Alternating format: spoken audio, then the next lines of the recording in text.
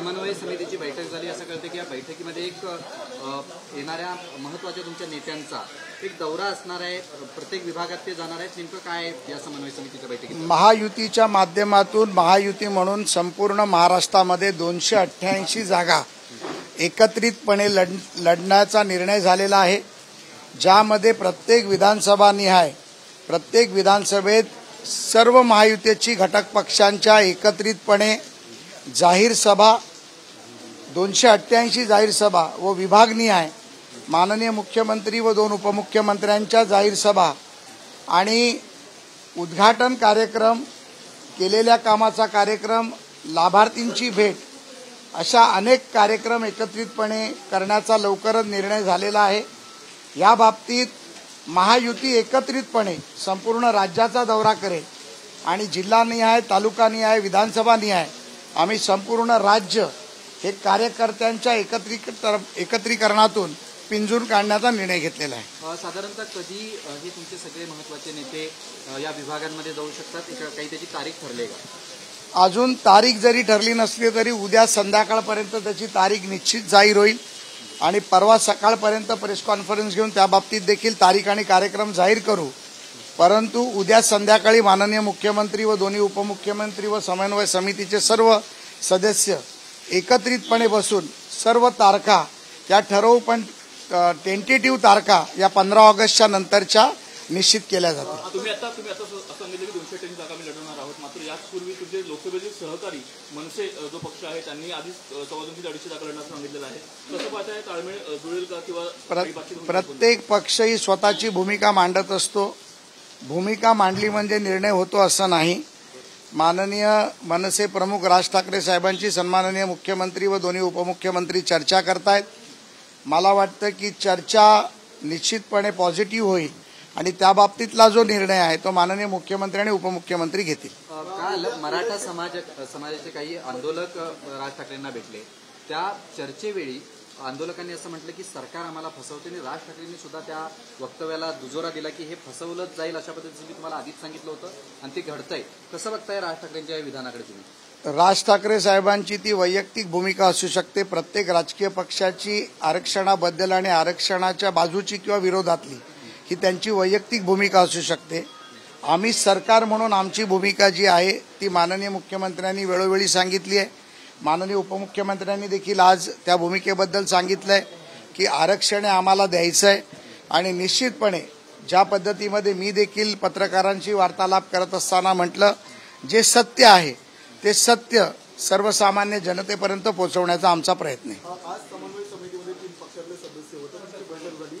उद्या नेमक्या बैठकीमध्ये पक्षातले कोण वरिष्ठ नेते उपस्थित असतील? आजच्या समन्वय समितीमध्ये सन्माननीय खासदार गोपचडेजी, सन्माननीय आमदार योगेश टिळेकरजी, सन्माननीय राष्ट्रवादी पक्षाचे ज्येष्ठ नेते संजय खोडकेजी, सन्माननीय आमदार अनिकेत तटकरेजी, सन्माननीय मंत्री उदय सामंतजी, सन्माननीय आशिष कुलकर्णीजी, सन्माननीय सचिन जोशीजी आणि मी स्वतः आमची आताच्या या दौऱ्याच्या संदर्भातली समन्वय समिती केली गेलेली आहे। उद्याच्या बैठकीला मुख्यमंत्री, 2 उपमुख्यमंत्री, सन्माननीय राष्ट्रवादी प्रदेशाध्यक्ष खासदार सुनील तटकरेजी, सन्माननीय भारतीय जनता पार्टीचे खासदार आमदार प्रदेशाध्यक्ष बावनकुळे साहेब आणि शिवसेनेचे नेते शंभूराजे देसाई हे देखील आमच्या या व्यतिरिक्त उपस्थित असतील याची मला खात्री आहे।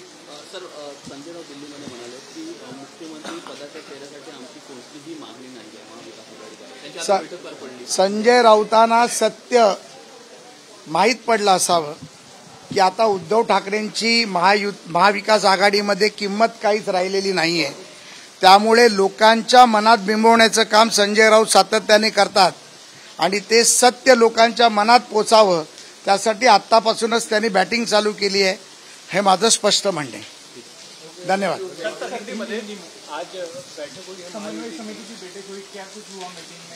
आज की समन्वय समिति के बैठक में महाराष्ट्र के 288 विधानसभा में सब जगह पर यात्रा और सभाएं लेने का निर्णय हुआ है, जिसमें हर रीजन में, महाराष्ट्र के 7 रीजन में माननीय मुख्यमंत्री और 2 उपमुख्यमंत्री मिलकर 7 जाहिर सभाएं और समारोह की सभा मुंबई में करेंगे। जिसमें हम प्रयास करेंगे कि महायुति के सभी सदस्य, सभी आमदार, सभी पदाधिकारी एक साथ मिलकर महायुति का प्रचार प्रसार करें, लाभार्थी योजना का लाभ ले और उस माध्यम से जनता के बीच में महायुति एकत्रित माध्यम से लोगों के बीच में जाए।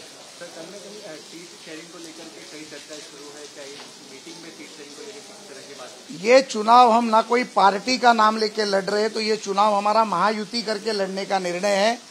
भाजपा होगा, शिवसेना होगी, राष्ट्रवादी होगी, रिपाई होगी या घटक पक्ष के और लोग होंगे, ये चुनाव हम महायुति के नाम पे लड़ेंगे और महायुति के तीनों नेता ये हमारे चुनाव का चेहरा रहेंगे। इस बारे में सब कुछ निर्णय जो है वो माननीय मुख्यमंत्री एकनाथ राव जी शिंदे, माननीय देवेंद्र फडणवीस और माननीय अजित दादा लेंगे। जो साथ में अभी तक है वो सभी घटक पक्ष, लगभग 19 छोटे बड़े पक्ष इस महायुति में है। अभी तक तो 19 पक्ष मेरे साथ में है। महायुति का समन्वयक के नाते सभी पक्षों के साथ मेरा संपर्क शुरू है। सर, उद्धव ठाकरे दिल्ली गए हुए हैं, महायुति की जो सीट शेयरिंग की बात है वो दिल्ली में होगी या महाराष्ट्र में होगी?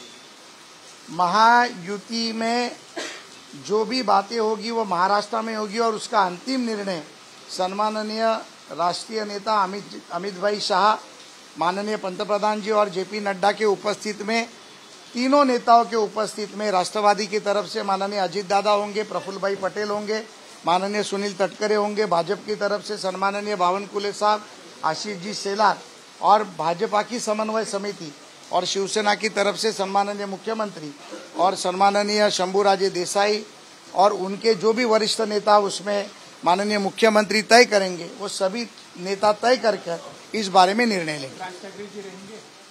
अगर महायुति में राज ठाकरे है तो अवश्य रहेंगे।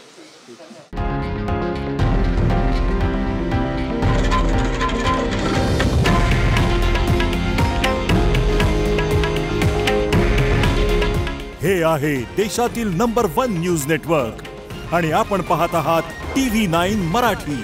काळजी तुमची, हित महाराष्ट्राचं।